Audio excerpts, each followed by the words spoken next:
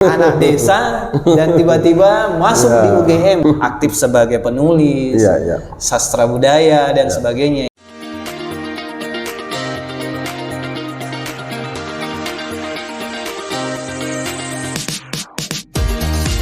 Balik lagi bersama saya Januar, tuan rumah podcast Kios 1 Solusinya Digital. Hari ini kita kedatangan tamu istimewa sekali kayaknya ini. Pikral ini hari ini jauh-jauh dari Sulawesi Barat, Kakak Bustam Basir Maras MA. Ngeri sekali nih, kita kedatangan tamu yang luar biasa. Pertama mungkin saya ucapkan terima kasih kakak ya atas kehadirannya. Dan rasa-rasanya, butuh banyak yang akan kita bahas ini kakak untuk sesi ini. Saya highlight dulu apa yang akan kita bahas. Yang pertama mungkin aktivitinya kakak Bustam sendiri. Yang kedua mungkin kita akan bahas juga sebenarnya impian besarnya kakak Bustam ini apa kira-kira di masa yang akan datang. Terus yang ketiga mungkin terutama tentang anak-anak Gen Z dan milenial ini. Kira-kira kakak Bustam punya rencana apa gitu. Oke. Memulainya gini kakak Bustam. Kakak Bustam ini lahir dan besar asli dari Provinsi Sulawesi Barat. Ya, betul. Di Kabupaten Majene. Boleh bercerita sedikit kakak, di kampung kakak itu seperti apa sebenarnya kakak? Begini.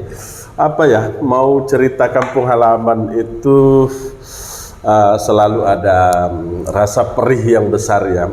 Karena saya dilahirkan di satu kampung, kalau di buku saya selalu tuliskan itu di pelosok Sulawesi. Waktu itu belum ada Sulawesi Barat ya, belum ada, baru Sulawesi Selatan. Dulu kami kalau main malam di kampung itu, waktu saya lahir belum ada listrik ya di kampung saya ya. Belum ada listrik. Belum ada listrik. Jauh. Dan jalan itu masih ya aspal, tapi aspal tenteng. Pernah dengar istilah aspal tenteng? Batu-batu gitu kira-kira lah. Nah itu jadi kalau malam kami main di jalan itu bisa sampai tiduran, bisa sampai tertidur gitu. Baru nanti berapa jam kemudian ada mobil lewat. Baru dibangunkan sama temannya, ada mobil. Setelah mobil lewat, baru tidur lagi. Bisa tidur 1 jam lagi, baru ada mobil lewat lagi. Di jalan raya? Di jalan ini poros, Trans Sulawesi ini yang menghubungkan Makassar sampai Manado ya. Tapi waktu itu belum, di era 80-an itu belum. Saat itu kakak Bustam sendiri di eranya masuk di bangku sekolah SD, SMP, dan SMA. Dalam artian gini ya, kakak Bustam sendiri seperti apa sih di dunia, mulai dari dunia sekolah sampai mungkin di dunia SMA seperti apa? Ya. Jadi kampung halaman saya itu kan namanya Desa Mekata ya, Desa Mekata, Kecamatan Malunda, Kabupaten Majene. Nah, saya SD-nya itu SD Impres. Itu zaman 80-an Pak Harto bikin pembangunan namanya SD Impres di mana-mana. Ya udah kita jadi SD Impres lagi. Dan itu SD pertama juga di tempat saya, belum beberapa tahun dibangun ya. Saya sekolah di situ apa adanya. Kemudian sebagaimana anak-anak kampung yang lain ya, mencari ikan kalau siang, malam masih main, kemudian main di sungai, di laut, di sawah, main layangan, macam-macam lah gitu. Kemudian SMP-nya saya itu di kecamatannya. Nah, jadi di kecamatannya itu namanya Kecamatan Malunda itu. Tapi pada saat itu angkutan umum sudah ada? Belum ada. Dulu era saya masih kecil, waktu baru bisa mengingat itu 80-an, kan saya 80-an ya. Itu baru bisa mengingat itu ada satu mobil yang sering lewat, namanya mobilnya Ambo Akang, orang Bugis. Itu mobilnya satu-satunya itu mobilnya di slinger, slinger ya. Pakai slinger dulu baru bisa jalan. Baru bisa jalan, baru bisa lari. Ya kira-kira itu 2 minggu sekali baru bisa tembus Kabupaten Majene itu. Waktu experience-nya luar biasa. Jadi saya ngalami saya bersyukur atas semua peristiwa itu. Dan kemudian saya SMP-nya itu saya masuk madrasah MTS DDI Malunda namanya. Jadi jarak rumah saya dengan MTS itu 8 kilo. Dan anak usia saya kalau kelas 6 SD itu kan kira-kira kita baru 12 tahun ya. Jadi tiap hari saya mengayuh sepeda. Naik sepeda. Ya dong, mana ada kayak anak-anak sekarang di sekolah belum ada. Sekarang itu enggak ada kayaknya. Susah didapat kakak. Jadi kita mengayuh sepeda 8 kilo ke sana, 8 kilo pulang, jadi 16 kilo per hari kan. Dan itu asiknya karena puasa pun kita jalani. Puasa pun Iya, begitu. iya, jadi kira-kira usia saya 13-14 tahun kan SMP ya. Itu puasa kita jalani. Dan kalau ban bocor di tengah jalan, Ya, misalnya bagaimana itu, di kilo ya sudah jalan pulang tuntun sampai rumah. Kadang menyusur pantai dan seterusnya. Tapi waktu itu tidak terasa karena rame-rame ya. Banyak kita. Barengan ya ceritanya. Banyak teman-temannya. Oke. Selesai kemudian masuk di dunia kampus, Kak. Ya, Ini yang saya baca dan saya dapat bocoran. Ternyata Kakak Bustam ini alumni UGM. Iya, betul. Luar biasa ini anak desa dan tiba-tiba masuk di UGM. Betul Tidak lah. gampang lo masuk di kampus itu juga. Betul, ya. Jangan-jangan Kakak Bustam ada juga dekeng-dekeng. Dekeng pusat Boleh begitu. bercerita Kakak. Iya. Gimana ceritanya? Enggak, ya saya anak desa dan alhamdulillah kan bapak saya pengajar ya, dia pendidik ya, Kemendikbud ya. Kemudian dia juga imam kampung, dia sangat terdidik. Bapak saya tuh meskipun tinggalnya di kampung, tapi dia langganan majalah zaman dulu itu. Jadi saya kecil tadi saya 14 tahun itu saya sudah baca Mimbar Karya. Kalian mungkin belum tahu ya. Ini koran-koran sosial zaman dulu. Mimbar Karya, Pedoman Rakyat dan seterusnya. Bapak saya tuh sampai langganan Panji Masyarakat. Itu majalah punyanya Hamka zaman dulu. Dan saya membaca semua itu. Khutbah Jumatnya bapak saya itu tiap bulan datang, langganan juga. Jadi saya membaca semua itu. Jadi bapak mengakses bacaan-bacaan dari kota yang dikirim lewat pos zaman dulu bulanan itu, dan saya bisa menikmati. Bobo ada di rumah saya, saya Bobo. Saya Jadi membaca. Kakak Bustam akhirnya dibesarkan dengan lingkungan yang seperti Ya, seperti itu. Jadi bapak saya memang pendidik. Kemudian dari situ karena bacaan, saya kemudian mimpinya menjadi sangat besar. Lalu saya dikirim ke pesantren sebelum ke Jogja itu, lalu pulang begitu lulus SMA itu saya sudah bilang ke bapak saya mau kuliah tapi tidak mau di Sulawesi. Karena gara-gara bacaan tadi. Jadi bapak ini sebenarnya kena batunya sendiri. Siapa suruh anaknya kasih bacaan. Jadi sejak saya membaca waktu kecil itu tidak ada lagi pikiran bahwa saya akan sekolah di Sulawesi waktu itu. Makanya waktu lulus SMA bapak saya sebenarnya maunya dulu, pilihannya ke bapak itu saya cuma mau dua. Kalau saya kuliah harus di luar Sulawesi, kalau saya tidak kuliah saya jadi polisi. Saya lumayan kan 165 kan, 165. Dan saya SMA itu aktif karate apa segala macam. Saya mau jadi polisi, tapi bapak bilang wah ini tidak bisa, ini off the record, jangan masuk polisi apalah gitu. Karena beliau taat gitu. Jadi akhirnya pelabuhannya adalah ke UGM. Ke UGM, betul. Tepatnya ambil jurusan saya di antropologi. Ya, Kak, ya. Di dunia kampus Kakak Bustam sendiri seperti apa? Kita ini anak desa yang masuk Jogja tentu kaget. Agak-agak minder. Kaget ya. Ya pasti ada lah. Ada mindernya, ada kagetnya. Dan saya kan tidak pernah lama di Makassar. Ibu kota provinsi kita kan Sulawesi Selatan, dan saya tidak pernah lama. Jadi saya ke Jogja itu cuma melewati Makassar, naik kapal Surabaya, masuk Jogja kan. Jadi bertemu dengan perubahan-perubahan baru, tapi itu tadi dari kecil sudah ada titipan cita-cita yang besar dari bapak itu kan. Dan dulu belum ada surat ya, belum ada telepon ya, surat aja tuh sebulan sekali. Jadi bapak bilang ke saya saya dianggap hilang lah pokoknya waktu itu. Dia serius, karena saya cuma ikut orang tamat dari SMA, ada teman saya orang Gersi, ikutlah saya sama dia ke Gersi itu. Setelah itu tidak ada kabar. Nanti kemudian saya kuliah di S1 saya kan di UIN Sunan Kalijaga, nanti S2 di UGM. Iya. Di Jogja itu tidak pernah ada kabar. Nanti setelah saya dapat universitas baru bisa bersurat kepada bapak. Sudah ada alamat yang jelas. Tidak mungkin kirim surat kalau tidak ada alamat yang jelas. Jadi saya menggelandang kanan kiri begitu. Makanya saya tidak langsung kuliah itu 1 tahun menggelandang di Malioboro, di mana-mana, kemudian masuk ke sanggar-sanggar di Jogja, kemudian nanti tahun kedua baru saya bisa kuliah, baru bisa. Tapi itu mungkin saya bisa ngasih kabar ke bapak itu setelah 5 bulan pergi baru bisa tulis surat ke bapak itu. Jadi dianggap matilah itu. Ya zaman itu mau apa? Kalau di Makassar orang bisa telepon waktu itu tahun-tahun segitu. Saya anggap saja Kak ya, kita saja sekarang ini anak-anak Gen Z dan milenial, terutama kami mungkin. Satu jam saja tidak buka HP itu susah kan. Jadi bagaimana kondisinya pada saat itu ya? Betul. Sudah era yang berbeda. Dan itu di Majene loh, di Mekata itu loh, bukan di Makassar. Jadi pos saja itu sebulan baru tiba itu. surat. Oke, baik kakak. Ya. Sekarang akhirnya kakak Bustam pasca dari dunia pendidikan, Ya. di dunia kampus dan sebagainya, balik ke kampung. Ya. Kemudian ya kalau saya dapat bocoran sih kakak Bustam ini juga diamanahi. Banyaklah sebenarnya saya lihat prestasi-prestasi yang luar biasa, aktif sebagai penulis, Iya, iya. sastra budaya dan sebagainya. Ini menjadi modal yang sangat besar menurut kami sebenarnya. Kemudian diamanahkan sebagai Korwil PKH di Sulbar. Provinsi Sulawesi Sulawesi Barat. Barat. Ini mungkin yang menarik ini sebenarnya. Iya, iya. Apa yang kakak Bustam sendiri bisa cerita?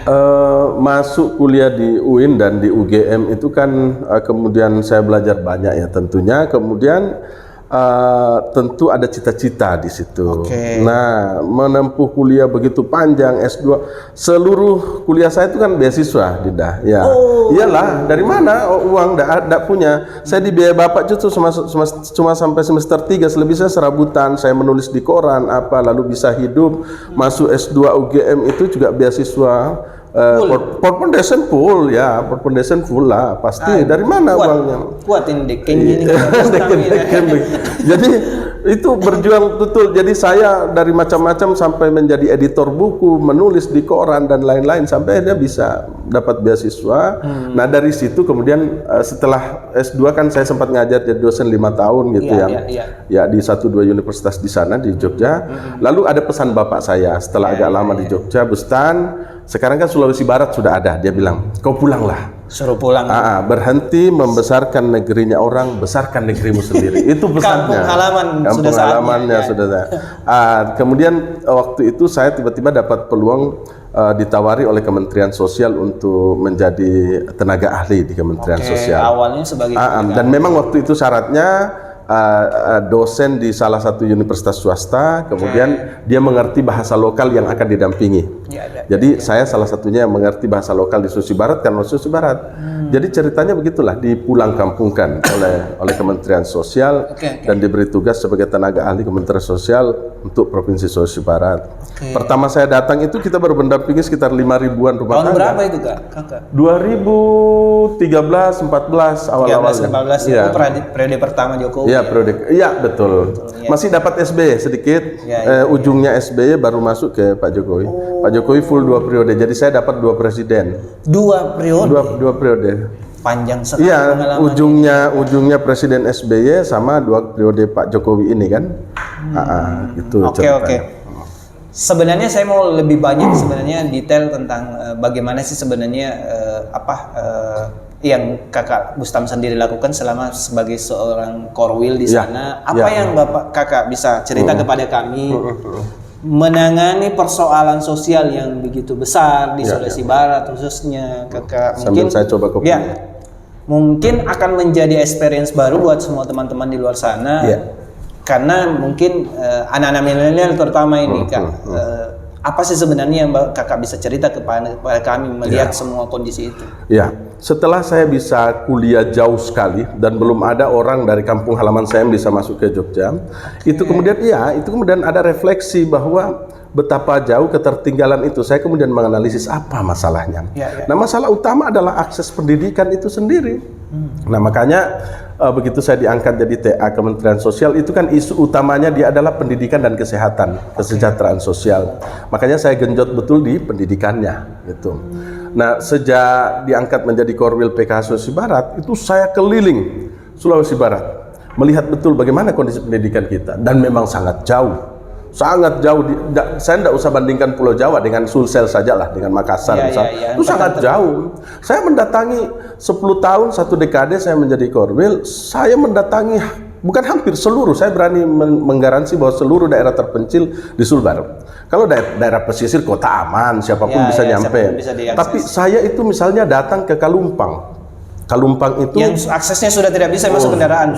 Itu sudah pakai jalan kaki, sudah motor aja tidak bisa. Ke Kalumpang itu kita hanya bisa mobil sampai kota, lalu motor sedikit, lalu saya jalan kaki sampai ke Batu Isi namanya. Batu Isi itu sisa kurang lebih 3 desa sampai ke Palopo. Ya, kita kan berbatasan dengan Palopo, Seko itu. Betul. Nah, di situ saya menyaksikan tidak ada pendidikan, anak-anak mau sekolah jauh, dan itu sangat berbahaya loh, karena kalau mereka harus sekolah harus nyebrang sungai. Dan bukan sungai kecil, ini sungai yang sangat besar. Iya, lebih besar dari Jenek Berang ini. Loh ya serius. Itu gimana? Belum ada kan biasa ada berita di Sulbar anak-anak dibawa sama arus air dan seterusnya. Ini apa gitu? Ini anak-anak kan sedang tidak main benteng Takeshi kan? Astagfirullah. Iya artinya Nyawa kalau ini. benteng Takeshi itu kan terukur supaya anak-anak teruji. Enggak, ini dia dilepaskan ke alam. Kita tidak tahu ada ular, ada apa di itu dan itu masih ada. Ngeri-ngeri Ini baru satu hal. Saya pergi di Rate namanya, dekat kampung saya ini, Kambel ini. Itu saya berangkat dari yang namanya Campa, kecamatan Campa di Polman itu, naik motor trail 10 orang. Itu hitungannya jatuhnya sudah tidak terhitung. Saya sampai yang namanya di Rate itu jam 2 malam. Padahal kalau kilonya tidak jauh itu ya sekitar 40-an kilo. Memang kondisinya. Ya hancur. Nah saya sampai di dalam itu masih dinding papan, lantai tanah sekolahnya. Kepala sekolahnya ya itu juga gurunya, itu juru kuncinya itu. Akhirnya ada sih guru-guru lain tapi sangat kayak gitu-gitulah. Jadi ini beberapa hal yang saya ceritakan dan masih banyak daerah-daerah terpencil seperti ini di Sulbar. Oke, let's say mari kita melihat dan menatap ke depan kakak. Oke lah, akhirnya pasca kakak Bustam diselesaikanlah tugasnya sebagai Korwil. Kemudian saat ini banyak dikenal dan saat ini lagi mengupgrade dirinya untuk masuk di dunia politik ini, Kak. Betul. Saya kenapa memilih jalan politik ini, Kakak? Masuk sebagai salah satu calon anggota DPD. Betul sekali. Boleh mungkin bercerita, Kakak? Sekali. Jadi keprihatinan ini sudah keprihatinan lama ya. Dan saya ini banyak 98 itu kan saya aktif di jalanan dan seterusnya, bersinggungan dengan aktivis dan seterusnya. Dan saya selalu ingat sajaknya Rendra, sajak Sebatang Lisong itu kan. Dia mengatakan kita harus turun ke jalan, merumuskan sendiri keadaan. Saatnya kita berhenti membeli rumus-rumus asing dan seterusnya lah. Dan dia bagi saya potret pembangunan itu kan konsep 150 tahun Indonesia ke depan sebenarnya. Cuma orang suka kurang memahami sastra. Nah di dalam puisi Rendra itu kita bisa melihat bagaimana cita-cita Indonesia, kemudian bahwa banyak hal yang belum sampai, masih jauh kita akan sampai ke situ. Itu masih jauh kita akan sampai ke situ. Nah, makanya bagi saya ini butuh percepatan, butuh loncatan-loncatan. Anak muda kita semua harus mengambil peran ini, harus masuk ke ruang itu karena kita tidak bisa mengutuk kegelapan secara terus-menerus.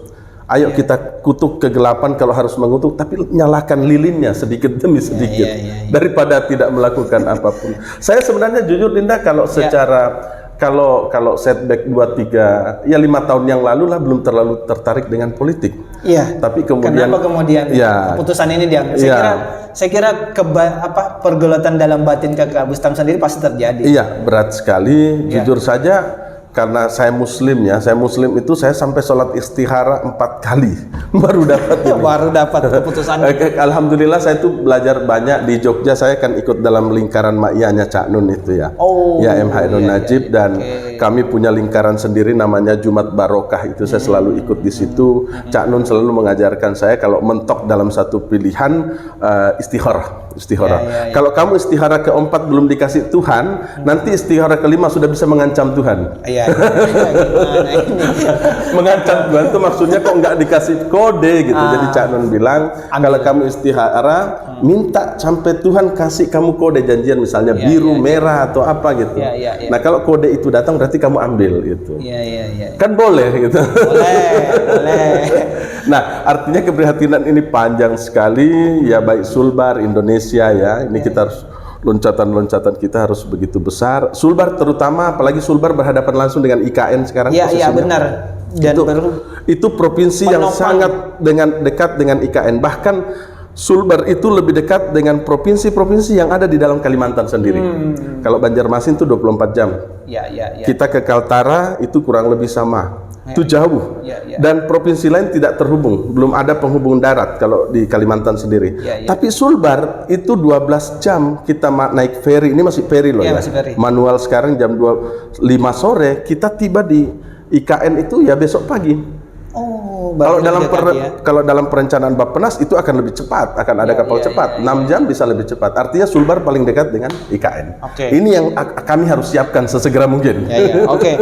Kak, jadi gini Kak, banyak ini sebenarnya terutama mungkin ya yang tidak kenal dengan Kakak Bustam mungkin dan sebagainya. Dia selalu mengatakan begini Kak. Apa tong ini aktivis sosial betul, tiba-tiba masuk di politik, selalu tidak anggap remeh. Adakah bahasa yang begitu? Kalau Kakak Bustam sendiri menanggapi bahasa yang seperti ini bagaimana menurut Kak? Bisa jadi industri politik di Indonesia kan memang sudah terjadi lama ya, sejak dibukanya reformasi dan seterusnya. Tapi sekali lagi kita harus masuk mengambil peran ini. Saya tahu banyak yang meremehkan apa yang kita lakukan, tapi saya juga melihat bahwa masyarakat kita mulai cerdas kok, demokrasi kita perlahan-lahan mulai bagus. Saya tidak usah ambil contoh, di Makassar pernah terjadi lah kira-kira. Itu kira-kira bahwa ada sekelompok ini yang sangat besar, tapi kemudian dikalahkan oleh sesuatu yang kosong. Kira-kira begitu.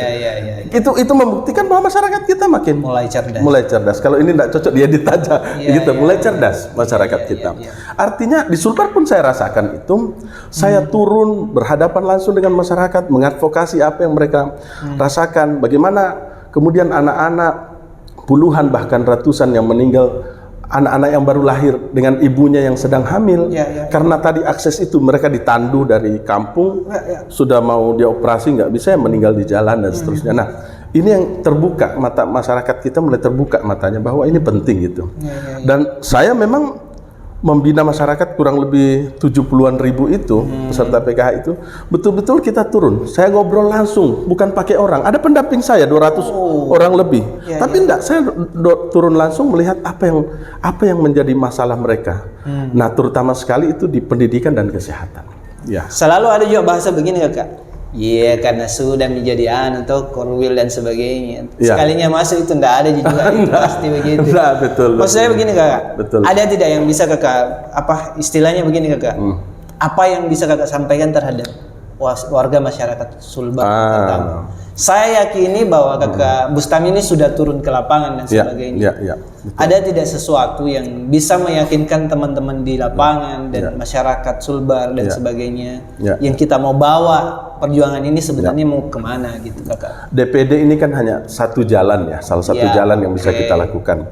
Nah, kemudian saya masuk DPD ini itu kalau dilihat secara tupoksi kan kurang menggigit. Ini banyak orang tahu. Tapi saya paham. Tapi harusnya orang sadar bahwa DPD itu kan punya Garuda juga. Nah, kalau kita masuk DPD, harusnya kan punya jejaring tuh. Gunakan jejaring itu. Tupoksi DPD salah satunya untuk penguatan perimbangan keuangan pusat dan daerah. Pemekaran wilayah, penguatan sosial, budaya dan agama. Itu kan tupoksi utamanya DPD. Gunakan dong Garudanya. Anda kan punya nota dinas. Kan gitu. Dan saya kira didengar kok kolaborasi dan lain-lain. Itu menjadi sangat penting, dan peran DPD terutama daerah-daerah seperti Sulbar ini menjadi sangat penting karena dia masih tertinggal, banyak daerah-daerah yang harus dimekarkan, pemekaran kabupaten dan seterusnya. Sulbar sampai sekarang belum punya kota madya, itu juga menjadi masih kabupaten. Masih ini akan menjadi peran-peran strategis DPD ya. Nah, peran sosial budaya dan agama tadi itu kan saya tidak jauh-jauh dari situ. Saya sudah 20 tahun terakhir aktivitas saya ada di situ kan. Sudah malang melintang lah di situ ya. Yang akan menjadi mitra kita Kementerian Sosial, budaya tentu Kementerian Pendidikan Kebudayaan, agama dan seterusnya kan gitu. Oke. Baik. Aktivitas kita ada di situ. Terakhir mungkin Kakak Bustam ada yang mau disampaikan kepada seluruh masyarakat Sulbar dan mimpi besarnya Kakak Bustam yang belum tercapai saat ini, mungkin kasih kami bocoran Kakak. Dengan banyaknya pengalaman ini Kakak, saya kira semua anak milenial ingin tahu. Untuk seluruh masyarakat Sulbar, saya maju sebagai salah satu calon DPD ini. Ini adalah cita-cita kita bersama dan ini sudah mimpi yang sangat lama. Lihat apa yang saya alami, saya anak desa jauh dari peradaban, tapi kemudian merangkak pelan-pelan dan kemudian kembali mengabdi untuk kampung halaman sekarang. Dan saya membuktikan bahwa PKH di Provinsi Sulawesi Barat itu mampu menurunkan angka kemiskinan karena kita turun langsung, berdialog langsung dengan masyarakat apa dan yang mereka memastikan butuhkan, itu dan memastikan, terutama sekali pendidikannya. Jadi memang ke depan ini yang harus digenjot oleh Sulawesi Barat itu pendidikan dan kesehatannya. Itu yang harus kita. Thank you Kakak Bustam atas waktunya. Terima kasih. Mantap. Ini waktu yang luar biasa dan saya mengucapkan terima kasih kepada Kakak Bustam. Semoga semua mimpi besar ini bisa diwujudkan. Amin. Jangan lupa terus saksikan podcast Kios 1 dan dukung kami dengan cara klik tombol subscribe. Sampai ketemu di sesi selanjutnya. Terima kasih.